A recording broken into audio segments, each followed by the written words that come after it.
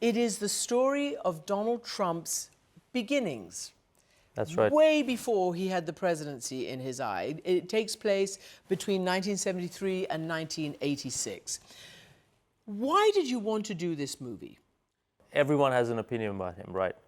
Everyone thinks that they know him, is a very polarizing figure. And it's really exciting to sort of dive back and say, oh, he was not the person you think he was, and he gone through a sort of a major transformation. And look at that, sort of colorful 70s and 80s New York with these large life characters. But also as someone, as an outsider to, United States and American society, that's my chance to look at the power structure of America, the legal structure, and the sort of the social Darwinism that has created some of these, What would you describe him as at the time of this film, when that's set? He's not the character he is now, you say. What was he then? I think he was a striver. He was someone who sort of as a young man wanted to become somebody, do something. And it wasn't like exactly obvious what to become and what to do, but he wanted to ascend. He was an ascender. He was looking for a purpose, looking for a place. And, obviously he comes from money. His dad was, immensely wealthy. But they were, in Brooklyn and Queens, and they didn't have the sort of Manhattan, socialite connections, and that's where he wanted to be. He wanted to prove to his father that he could be as good a real estate developer as Exactly. his father. The reason it's called The Apprentice is because he is apprenticed to this very prominent lawyer by the name of Roy Cohn. That's right. A Manhattanite who had become very famous during the Nixon administration. Before that, the McCarthy hearings. And he was really very, very extreme. Yeah. Very good lawyer, very, very right-wing, who professed always that his major client was America. But I want to play this clip because it is essentially what the writer, Gabriel Sherman, says is where Trump learnt what we now know as Trumpism. That's right. How do you always win? There's rules.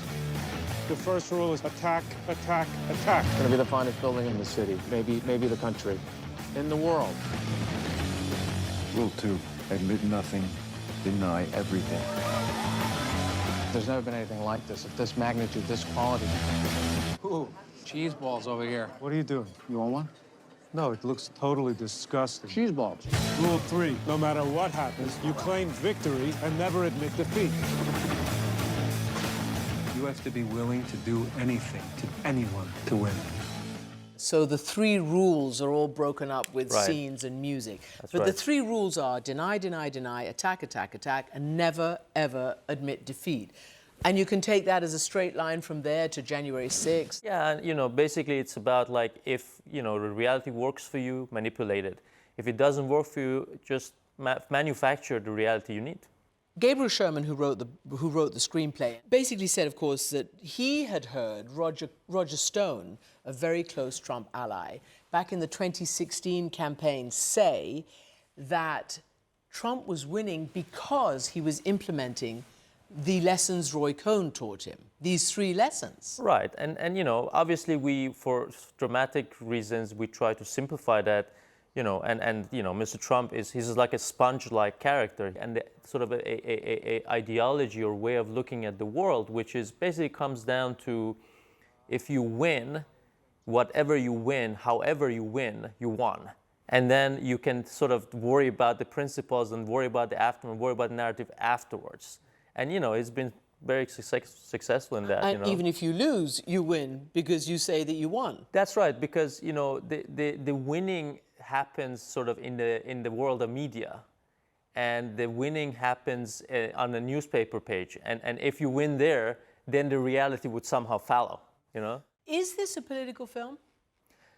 It is a political film because we're, investigating power structures. We're investigating like the levers of power, but it's not a party political film. I don't have a horse in this game. I don't care if Democrats win or Republicans win. And that's sort of the point of the movie, that there's another structure here which doesn't adhere to this sort of, binary. The movie is very clear. It takes no partisan politics. And also you remind everybody that actually during a lot of the time when it was set, certainly in the 80s, Donald Trump was a darling in Manhattan. He was on all the media shows. It's a very, you're showing a different time of his life That's right. where you even say the guy had a sense of humor. He could still be has a sense of charming. humor. I think what we try to do here is to capture his humanity, to see him as a complex human being he is, and also Roy Cohn and also Ivana, you know, and that's where I think for me it's worthy. It's a humanist project, and that is the politics of the movie in a way. So, as you know, a lot of Republicans have trashed it. We're going to get to Trump trashing it in a moment. And some liked it too. And some may have liked it too. But a lot of liberals just think you're not being clear-eyed enough about Trump. So it's a kind of a minefield. Yeah, I mean, we've been sort of in the middle of, oh, you're too soft on him, or you're too harsh on him, or you're bashing him, or you're praising him.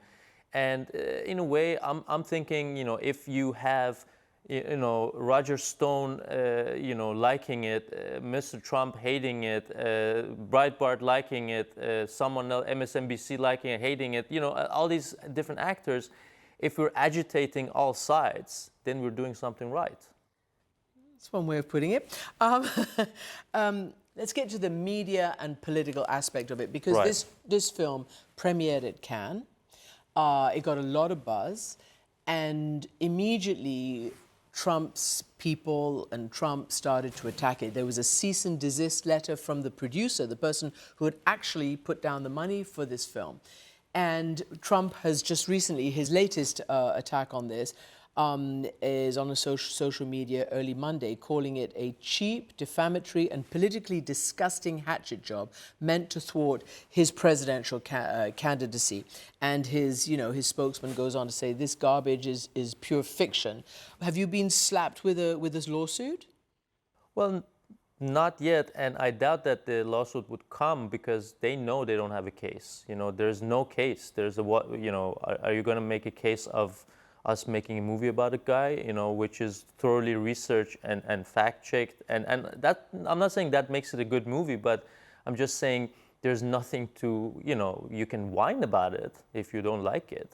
But that's a different thing than having a lawsuit.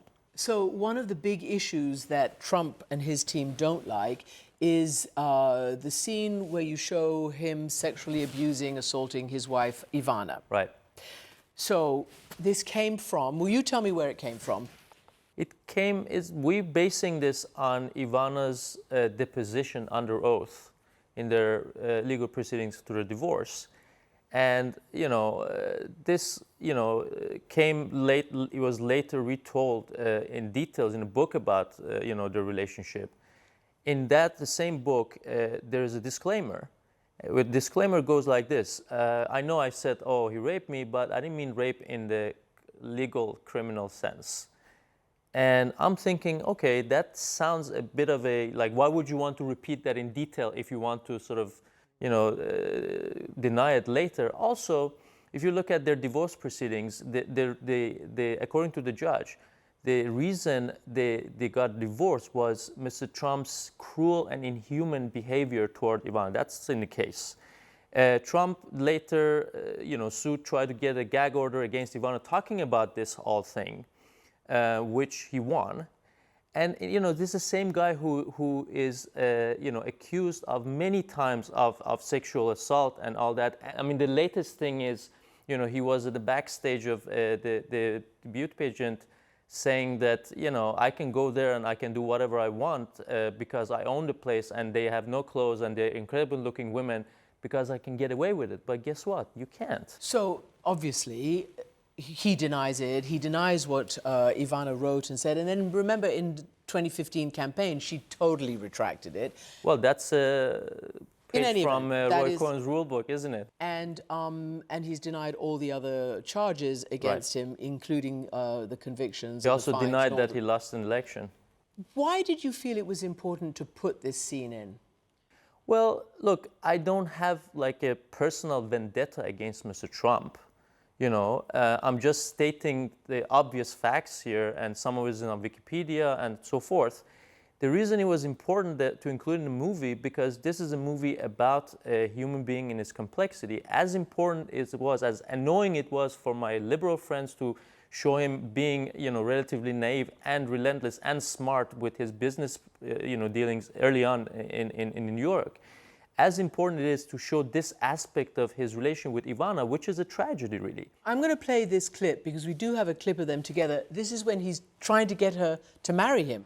Go find someone else. I'm not a trophy wife. You're gonna ruin your life if you don't marry me. Why? 1 second, listen, Why is that? because I'm rich, I'm handsome, I have a great family, I'm gonna be the #1 builder in New York. Listen to me. You're gonna have a life you can't even dream of, Ivana. With me. I love you. I love you, okay? I wanna have children with you. I want us to grow old together. So whether you don't like or like these characters, their love story is real. Their love was real. And I think that's the tragic thing, that what happens in the scene is the rapture of that. And, I think it would have been controversial to exclude that.